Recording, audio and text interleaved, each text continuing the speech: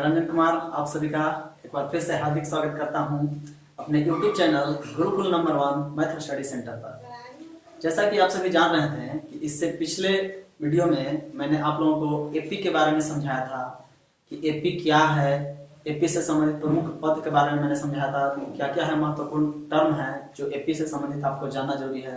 AP का definition मैंने बताया था, आपको कॉमन डिफरेंस बताया था, नंबर ऑफ टर्म्स के बारे में बताया था, लास्ट टर्म के बारे में, जो जो पद उससे संबंधित था उनके ऊपर मैंने चर्चा किया था और एपी का डिफिनेशन आपको अच्छी तरह से समझाया था और वह मेरा पार्ट 1 का वीडियो था।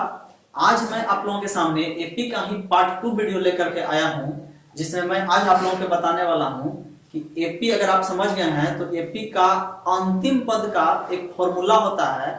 तो मैं आज आप लोगों के सामने उस अंतिम पद का फॉर्मूला पर चर्चा करने वाला हूं कि कैसे आप फॉर्मूला को आसानी से आप निकाल सकते हैं और उस फॉर्मूला के आधार पर जो भी आपको परीक्षा में अगर प्रश्न पूछेगा तो आप कैसे आसानी से बना सकते हैं।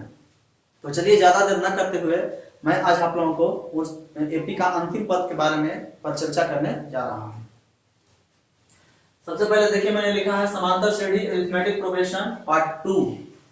मैंने हेडिंग दिया है कि एपी के अंतिम पद का पता लगाना, यानी कि to find last term of an AP, जिसको हम लोग टीएन बोलते हैं। पिछला वीडियो में मैंने बताया था कि टीएन होता है क्या, अंतिम पद होता है, यानी कि लास्ट टर्म होता है।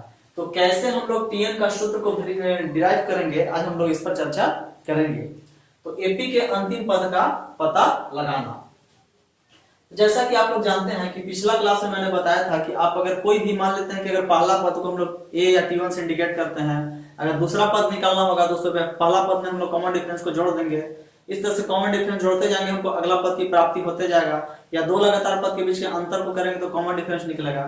तो जैसे अगर मान लीजिए कि हमको टीएन का सूत्र निकालना हो, कि एपी का अंतिम पद निकालना हो, तो आप यहाँ पर ध्यान से देखें कि अगर हम चाहेंगे तो एपी का टी1 को हम लोग ए लिख सकते हैं, यानी कि टी1 बराबर ए, और ए को अगर हम चाहेंगे तो क्या ऐसे लिखा जा सकता है कि ए बराबर A plus 1 minus 1 into D, क्योंकि 1 में से 1 गया था 0 और 0 में डी से गुना करेंगे तो 0, मान में कोई फर्क नहीं पड़ेगा। लेकिन हम इसको लिख तो सकते हैं ना ऐसे। अच्छा, उसी प्रकार अगर हमको दूसरा पद लिखना होगा t2, तो उसके लिए क्या करना होगा, प्रथम पद में कॉमन डिफरेंस को आपको जोड़ना होगा, तो यानी कि यह हो जाएगा a प्लस डी। और अगर इस a प्लस डी को अगर हम चाहेंगे तो क्या हम a प्लस डी को यहाँ a प्लस और d को ऐसे लिख सकते हैं 2 माइनस 1 इंटू डी, यानी कि 2 में से 1 घटा देंगे तो 1 बचेगा और 1 में d से गुना करेंगे तो d ही होगा, मान में कोई फर्क नहीं पड़ेगा। तो यानी कि इसको हम लिख सकते हैं a plus 2 minus 1 into D. उसी प्रकार अगर हम t3 लिखना चाहेंगे तो फिर इसमें हमको d जोड़ेंगे, यानी कि a प्लस d और d जुड़कर क्या हो जाएगा 2d हो जाएगा, यानी कि a प्लस 2d। तो t3 का मान हमारा a प्लस 2d हो गया। अगर इसको भी चाहेंगे तो क्या ऐसे लिखा जा सकता है कि a plus 3 minus 1 into D, यानी कि a plus 3 minus 1 into D, इसको लिख सकते हैं t3 के मान को। तो अब एक बात आप कॉमन बात आप देखिए, अगर आप गौर करेंगे तो आप देखिए जैसे ही मैंने प्रथम पद लिखा है तो प्रथम पद बराबर a, और a को क्या किया है कि मैंने प्रथम पद में ही 1 में से ही 1 को घटाया है और d से गुना किया है, यानी कि 1 में 1 अगर घटा दिए तो d से गुना किए और 1 में जोड़ दिए, तो इस तरह से हम t1 को लिख दिए। अगर दूसरा पद में मैंने लिखा है कि t2 बराबर यहाँ अगर a plus 2 minus 1 into D, तो यहाँ देखिए 2 है ना, तो 2 में से ही मैंने 1 को घटाया और d से गुना किया, यानी कि इसको हम a plus 2 minus 1 into D लिख सकते हैं। उसी प्रकार अगर तीसरा को देखा जाए तो इसको क्या लिखा है मैंने कि a plus 3 minus 1 into D, यानी कि अगर तीसरा पद है तो उसको लिखने का टेक्निक हो गया कि पहला पद में उस 3 में से 1 को घटाइए और d से गुना कर दीजिए। अगर चौथा पद हमको लिखना है तो a में a प्लस लिखिए, 4 में से 1 घटाइए d से गुना कर दीजिए। अगर पांचवा पद लिखना है तो क्या कीजिए, a प्लस 5 में से 1 घटाइए d से गुना कर दीजिए।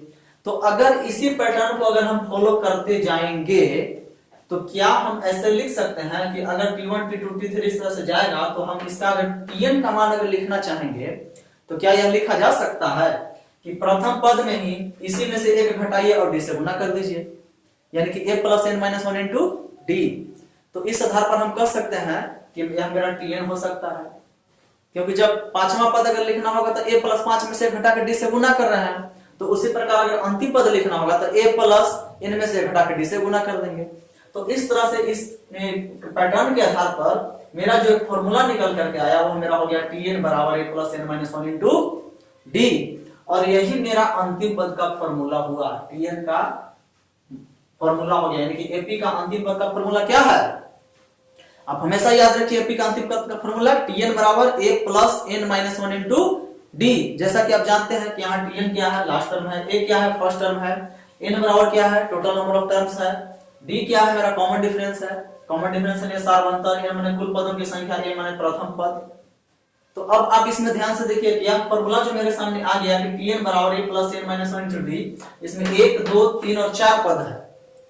तो अगर इन चारों पदों का इस्तेमाल से अगर हम कभी भी मेरा 3 पद अगर दिया रहे तो क्या चौथा पद इसमें निकाल नहीं सकते हैं?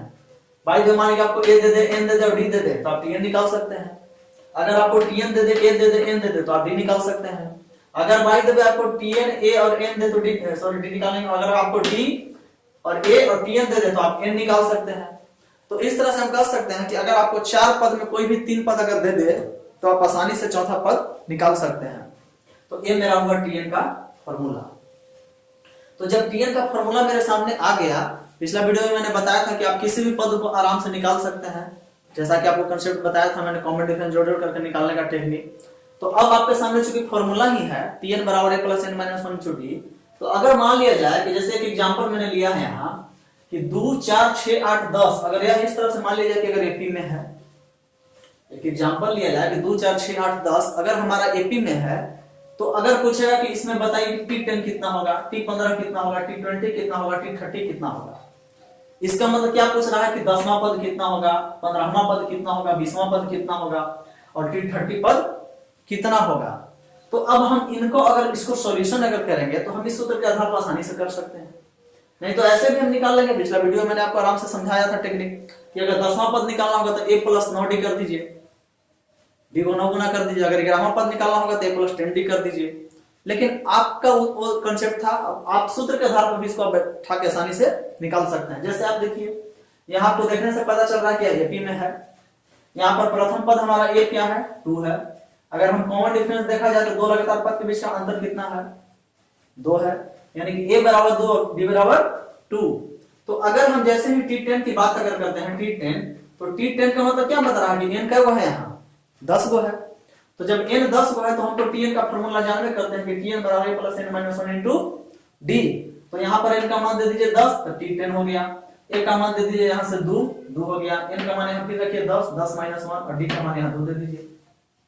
तो इस तरह से अगर आप T10 का मान देखेंगे तो 10 में से गया तो 9 और 9 दूनी 18, 18 2 20, तो यहाँ से T10 का मान निकल गया। तो आप उतना न करके आप तुरंत भी पिछला वीडियो के आधार पर भी आप बना सकते हैं, नहीं तो आप इस सूत्र के आधार पर भी बना सकते हैं।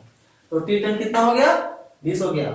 उसी प्रकार अगर मान लीजिए T15 लेना है तो n का मान कितना, 15। a हमको 2 मालूम है, d हमारा 2 मालूम है और n हमारा 15 मालूम चल गया। तो चलिए फॉर्मूला लगा देते हैं, Tn बराबर a plus n minus one into D. तो T15 बराबर क्या हो जाएगा, a का मान 2, n का मान 15, 15 में से गया तो माइनस 1 गुने 2 कर देंगे क्योंकि d हमारा 2 है। तो इस तरह से T15 का मान क्या हो जाएगा, 15 में से गया तो 14, 14 दूनी 28, 28 से 2 30, ये हमारा हो गया T15। अगर मान लिया जाए कि T20 निकालना है तो n का मान 20 लेंगे। यहाँ T20 के लिए अगर बात करेंगे तो n 20 लेंगे, और अगर Tn का फॉर्मूला चूंकि है ही मेरा a plus n minus one into D और n हम अगर 20 लेते हैं तो T20 बराबर हो जाएगा, a का मान यहाँ से उठा के रखेंगे 2, n का मान रखेंगे 20 और 20 में से 1 घटाएंगे और d से गुना करेंगे, यानी कि 2 से गुना करेंगे। तो 20 में से 1 गया तो 19, 19 दूनी 38, 38 और 2 40, यानी कि T20 कितना आपको आ गया, 40 आ गया। अगर मान लिया जाए कि T30 निकालना है तो T30 होगा, तो जैसे T30 बोलेंगे तो n हमारा क्या है, यानी कि 30वां पद हमको निकालना है। अगर आपको ऐसे भी बोल देगा कि 30वां पद निकालिए, 50वां पद निकालिए, 100वां पद निकालिए तो T100 लिखेंगे 100वां पद के लिए। 1000वां पद बोलेगा तो T1000 लिखेंगे, यानी कि इस अंतिम पद का बहुत बड़ा इस्तेमाल आप कर सकते हैं सूत्र के रूप में। तो जैसे T30 के लिए जाएंगे तो n हमारा 30 हो जाएगा। तो यहाँ से अगर हम n का फॉर्मूला Tn बराबर लिखेंगे plus n minus one into D, और यहाँ से हमारा क्या हो जाएगा, n का मान 30, यानी कि T30 बराबर क्या हो जाएगा, a का मान 2। तो 2 प्लस 30 में से घटाएंगे और गुने 2 करेंगे क्योंकि कॉमन डिफरेंस हमारा 2 है और प्रथम पद भी हमारा 2 है। तो इस तरह से आप देखिए 29 हो जाएगा, यहाँ 30 में से गया तो 29, 29 दूनी 58, 58 2 60, यानी कि T30 का मान कितना, 60 आ गया। अगर मान लीजिए, यानी कि कहने का मतलब क्रम अगर दिया रहा है तो अगर पूछेगा 30वां पद कितना तो 60, अगर हमारा 20वां पद कितना यहाँ निकालना है तो यहाँ पर 40 आया, हमारा 15वां पद कितना तो 30 आया, यहाँ से अगर हम मान लीजिए 10वां पद कितना तो 20 आया। तो इस तरह से हम आराम से एपी में टीएन के फॉर्मूला के आधार पर किसी भी पद को, कहीं कितना भी बड़ा पद को अगर एपी में दिया हुआ है तो कैमा पद भी उसका हम आसानी से निकाल सकते हैं। अब थोड़ा सा आप देखिए समझने वाली बात है, एक चीज मैं यहाँ पर आपको बता दे रहा हूँ कि जैसे कि मान लीजिए अगर दूसरा एग्जाम्पल लेते हैं कि 12, 16, 20 मान लीजिए डॉट डॉट डॉट करके इस तरह से दे दिया और यहाँ आपको लास्ट पद दे दिया 56 आर इन एपी, तो पूछेगा कि एन बताइए। तो क्या दिक्कत है, एन बताइए। मान लीजिए 12, 16, 20 डॉट डॉट 56 अगर दे दिया और इसको बोला कि एपी में है, आप इसका एन का मानिए। एन माने क्या, कुल पदों की संख्या, यानी कुल कितने पद है ये हमको निकाल करके दिखाइए। तो हम सूत्र इस्तेमाल करेंगे। आप देखिए यहाँ ध्यान से, ए का मान कितना है 12, जो कि आपको दिया हुआ है। कॉमन डिफरेंस देखिए, दो लगातार पद के बीच का अंतर, यानी कि 16 में से 12 घटाइएगा तो 4, या 20 में से 16 घटाइएगा तो 4, यानी कॉमन डिफरेंस यानी सीडी या डी हमारा कितना है 4 है। और अंतिम पद देखिए टीएन आपका दिया हुआ है, टीएन बराबर 56। तो मैंने यहाँ बोला आपको कि अगर 1, 2, 3, 4 पद में अगर कोई भी 3 पद अगर आपको मालूम रहे तो आप आसानी से चौथा पद निकाल सकते हैं। तो यहां से आपका ए दिल है, डी दिल है, टीएन दिया हुआ है, तो क्या हम एन का मान नहीं निकाल सकते हैं? आराम से निकाल सकते हैं। तो यहाँ फॉर्मूला आपका हो गया कि टीएन बराबर A plus N minus 1 into D. TN बराबर 56 रख दीजिए, ए बराबर 12 रख दीजिए, एन का मान तो आपको निकालना है। तो एन माइनस 1 गुना डी का मान 4 रखिए। अब देखिए यहाँ से 56 में से 12 घटा दीजिए, इधर आएगा तो 56 में से 12 घटाएं बराबर हमारा हो गया एन माइनस 1 इन गुने, और यहाँ बचा, और 56 में से 12 गया तो 44, तो 44 बराबर एन माइनस 1 इन गुने 4।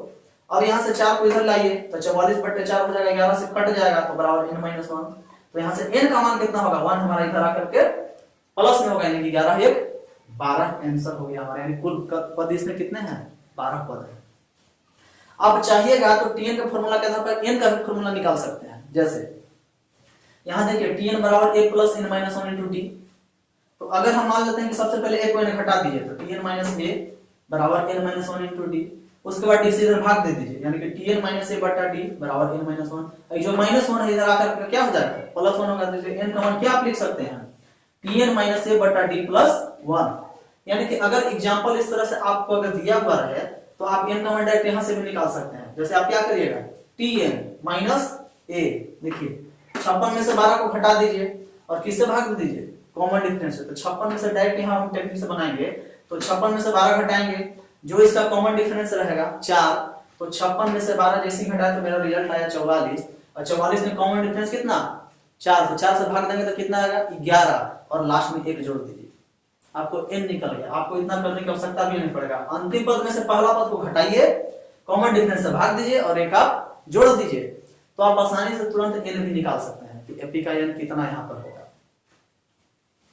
तो उम्मीद करते हैं कि यहाँ तक जो मैंने आपको समझाया आपको अच्छी तरह से समझ में आया होगा।